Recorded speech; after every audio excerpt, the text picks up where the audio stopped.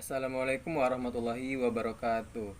Perkenalkan, nama saya Muhammad Safrizal, NPM 2011060100. Saya dari kelas E, Pendidikan Biologi.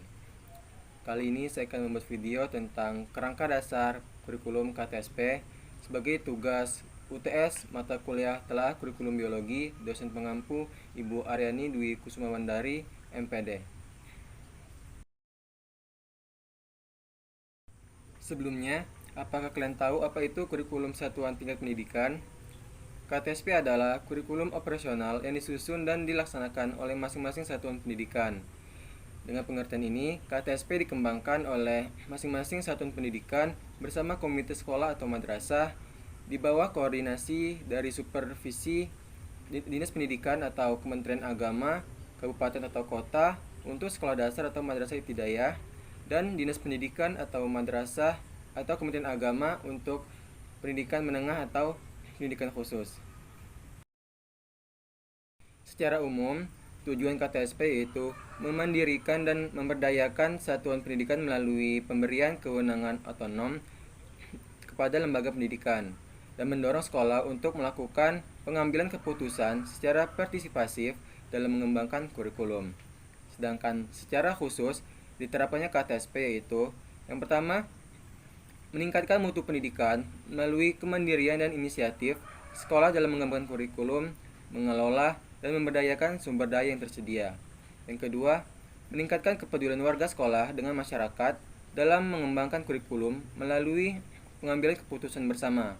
Yang ketiga, meningkatkan kompetensi yang sehat antar satuan pendidikan tentang kualitas pendidikan yang akan dicapai. KTSP merupakan strategi pengembangan kurikulum untuk mewujudkan sekolah yang efektif, produktif, dan berprestasi.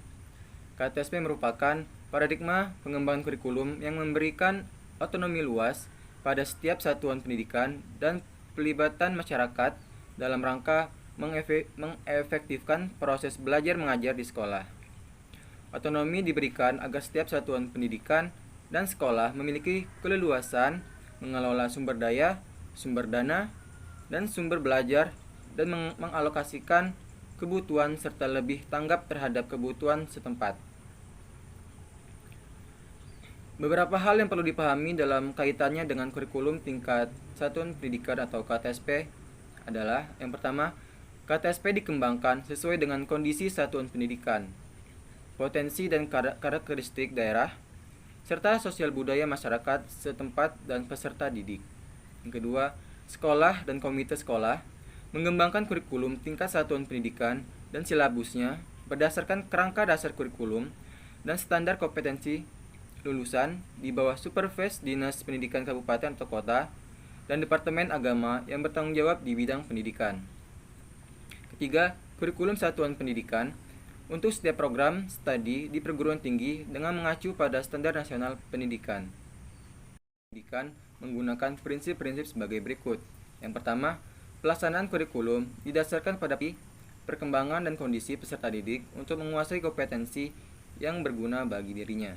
Yang kedua, kurikulum dilaksanakan dengan menegakkan kelima pilar belajar, yaitu pertama, belajar untuk beriman dan bertakwa kepada Tuhan Yang Maha Esa. Kedua, belajar untuk memahami dan menghayati. Yang ketiga, belajar untuk mampu melaksanakan dan berbuat secara efektif. Keempat, belajar untuk hidup bersama dan berguna bagi orang lain. Dan yang kelima, belajar untuk membangun dan menemukan jati diri melalui proses pembelajaran yang efektif, aktif, kreatif, dan menyenangkan.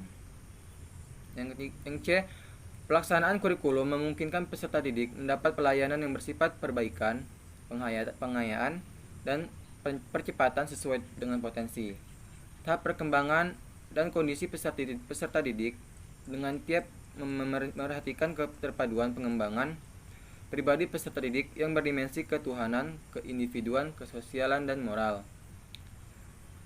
Yang D, kurikulum dilaksanakan dalam suasana hubungan peserta didik dan pendidik yang saling menerima dan menghargai, akrab, terbuka, dan hangat dengan prinsip tuturi handayani.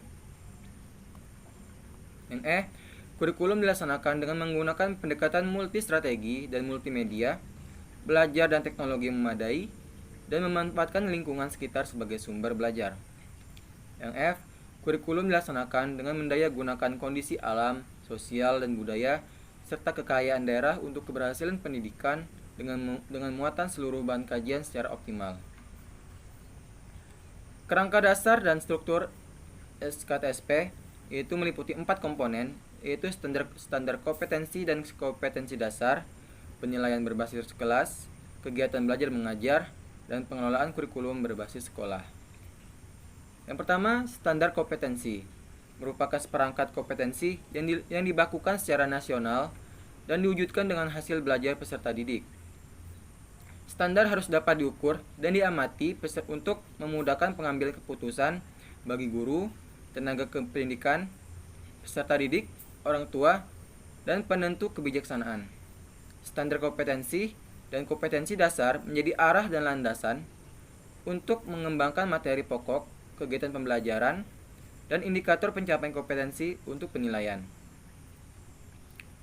Yang kedua, sistem pengelolaan KTSP menurut kegiatan belajar mengajar yang memberdayakan semua potensi peserta didik untuk menguasai kompetensi yang diharapkan. Pemberdayaan ini diarahkan untuk mendorong individu belajar sepanjang hayat dan mewujudkan masyarakat belajar. KBM dilandasi oleh prinsip-prinsip sebagai berikut. Yang pertama, berpusat pada peserta didik. Yang kedua, mengembangkan kreativitas peserta didik. Yang ketiga, menciptakan kondisi menyenangkan dan menantang. Keempat, mengembangkan beragam kemampuan yang bermuatan nilai. Yang kelima, menyediakan pengalaman belajar yang beragam. Dan yang keenam, belajar melalui berbuat. Yang terakhir, penilaian berbasis kelas merupakan kegiatan pengumpulan informasi tentang proses dan hasil belajar peserta didik untuk mengetahui tingkat penguasaan kompetensi yang ditetapkannya. Penilaian berbasis kelas bersifat internal, yaitu hanya dilakukan oleh guru yang bersangkutan. Penilaian tersebut juga merupakan bagian dari kegiatan belajar mengajar sebagai masukan bagi peningkatan mutu hasil belajar. Prinsip pengembangan kurikulum berbasis kompetensi pada tingkat satuan pendidikan. Yang pertama, berpusat pada potensi, perkembangan, kebutuhan, dan kepentingan peserta didik dan lingkungan. Kedua, beragam dan terpadu. Ketiga, tanggap terhadap perkembangan ilmu, pengetahuan, teknologi, dan seni. Keempat, relevan dengan kebutuhan kehidupan. Kelima, menyeluruh dan berkesinambungan. Keenam, belajar sepanjang hayat. Dan yang ketujuh, seimbang antara kepentingan nasional dan kepentingan daerah. Prinsip umum pengembangan kurikulum berbasis kompetensi.